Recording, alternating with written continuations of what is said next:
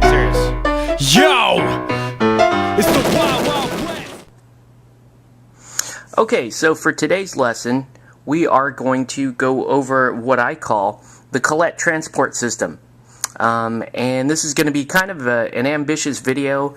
This might take a couple of parts, so we're just going to roll with it and see how far we go with this first video.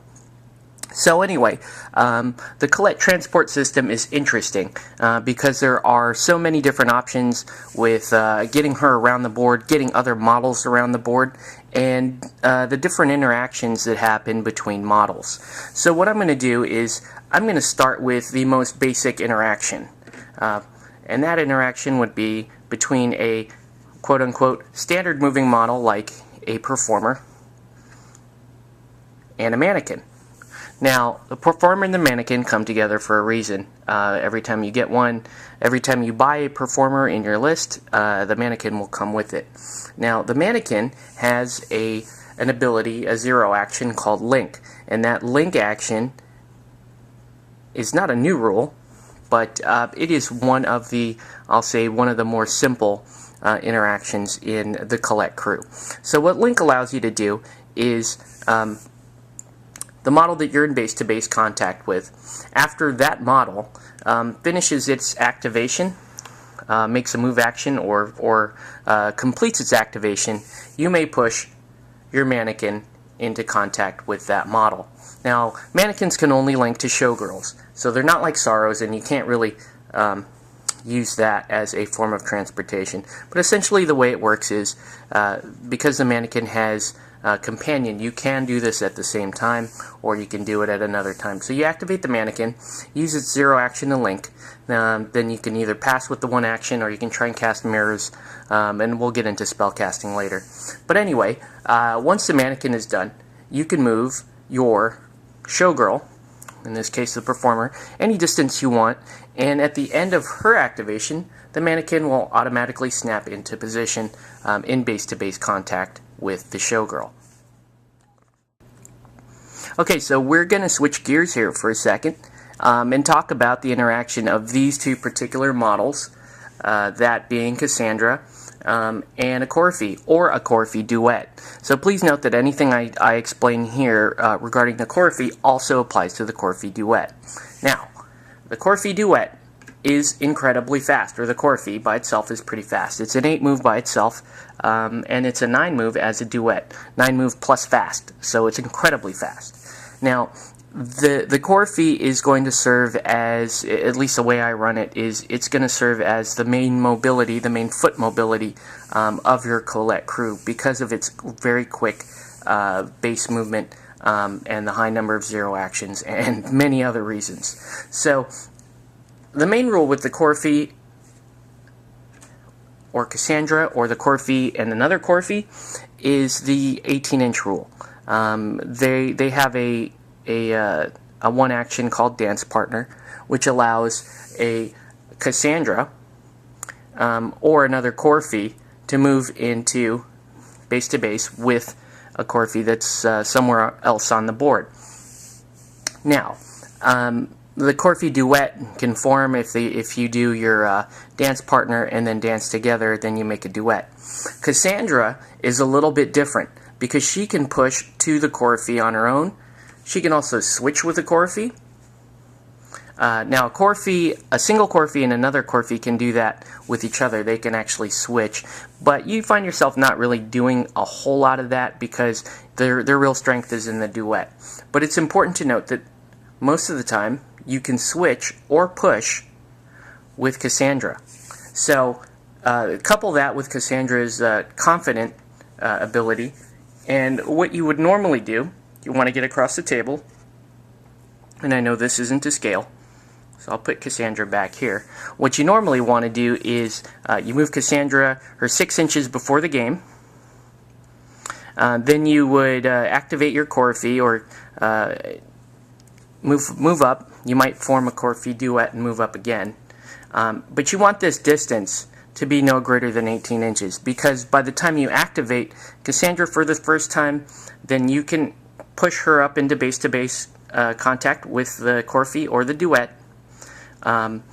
and then you can continue her move. Now she has the nimble action, which basically, if you wanted to, would tack on an extra 10 once you use one action to do your dance partner.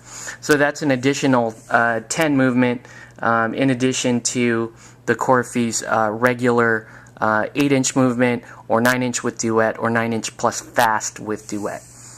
So needless to say, that gets you across the table extremely quickly. So I like to use the Coryphee in the early rounds as sort of the transport system for Cassandra. And once they get Cassandra out and they kind of slingshot her forward, you have a highly mobile crew, more than halfway across the field if you want, that are out and after objectives. Okay, so now with those two concepts in mind, we're going to talk about Colette, who is actually the quarterback of the whole system, if you will.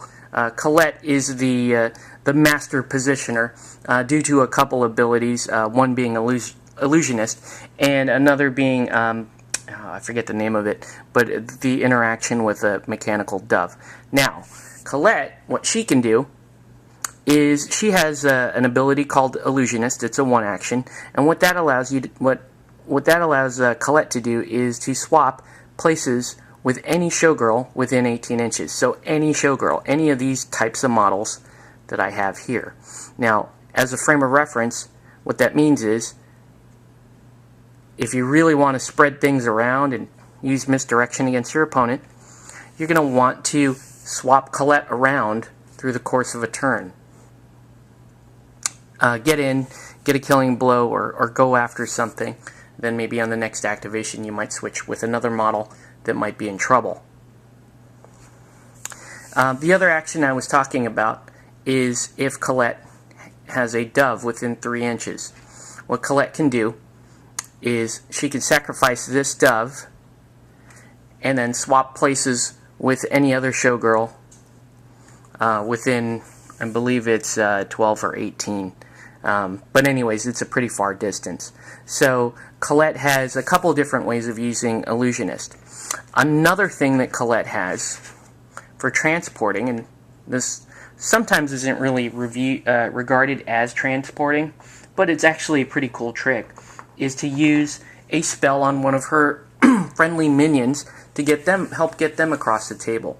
And what you do is you use this spell, Disappearing Act, on maybe a slow kind of melee type minion. I'm going to use Johann here because he happens to be one of my favorite guys to transport around the table if I'm doing the Colette bus. What you do is on Colette's activation, you go ahead and you cast a Disappearing Act on your friendly minion, like Johann or Joss, or you can do any kind of friendly model that you think you need to get across the board. You do Disappearing Act on them. You don't want to trigger Mannequin replacement, so don't spend the Soul Stone on top of the one that the spell costs to try and trigger Mannequin replacement. That's a very bad thing. You just cast a normal spell. Now, when you cast a spell, you bury your friendly model, and that model has to end up within 6 inches of you by the start closing phase. So what you could potentially do is if you have Johann here, let's say, and you've got Cassandra way on the other side of the board, and Cassandra, it doesn't look like Cassandra's really going to be able to handle whatever's in front of her. Go ahead and bury Johann. Finish Colette's first and her first activation. And then on her second activation, go ahead and use Illusionist.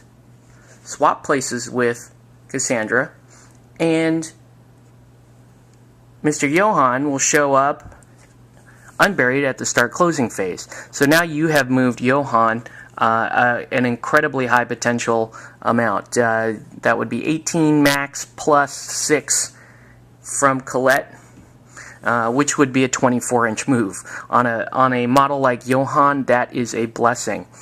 So that's an example of the Colette fairy, or Colette moving friendly models around. Alright, so how this becomes really powerful this whole moving system is when you start to chain events together, and when you start to plan ahead on your turn, and you can really do a number on an opponent's ability to predict where you're going and how many models you'll show up with.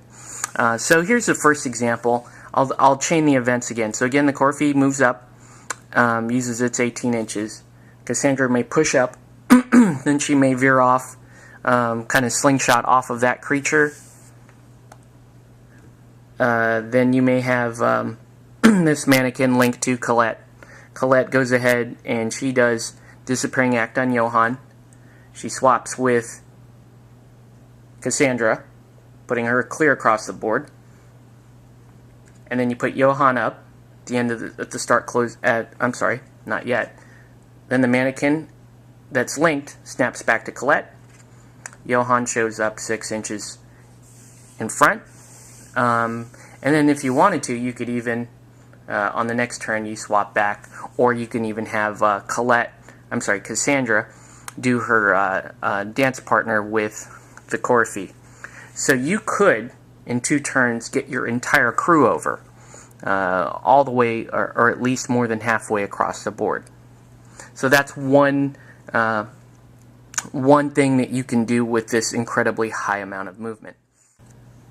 Okay, so the other thing you can do with this wacky transport system is you can get your girls out of trouble if they're facing something that's about to AoE as it dies or something like that. So let's pretend this Ice Gammon that does have Shatter can cause damage, 2 damage, but for the sake of this purpose, we'll say that it's a, we're going to use this as a Sonya Crid model, just for example, because Sonya Crid has that very dangerous trigger where she goes ahead and will do 6 damage instead of 3 when she dies. So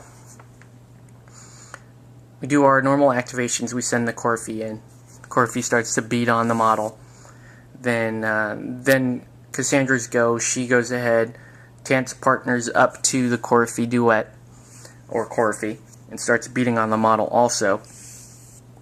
And it looks like the model is going to die, and that could be a bad thing for these 2 models, particularly the Coryphee that only has 4 wounds. And Sonya's about to do some damage to the model, and I know it's got evasive 3, but still it's some damage. Anyway, so we need to get these 2 models out of there by the start closing phase. So what you can do is you take the mannequin, activate the mannequin, link to Colette, then you go ahead and bash Colette. Now this is interesting. You're going to go ahead and purposely attack your own master. Colette is going to cheat in a tome there to trigger her a Blinding Flash. Blinding Flash goes off, which gives her a free switch. So without activating, Colette can switch. So Colette has switched. She's now in combat with the exploding Sonya, or in this case the Ice Gammon. And so on Colette's turn, Colette will go ahead and cast Disappearing Act on the Coryphee, bury the Coryphee, switch places with the mannequin, and then end her activation. And when that happens, when you end her activation, the mannequin activates its link, pushes all the way back. Coryphee unburies at the start closing phase. 6 damage happens over here. All my girls are safe. So that's one of the tricky moves that you can do to get your girls out of trouble, or any fear of retribution from a model that you've been picking on that might still be alive after all those attacks. That's how you can get your girls out.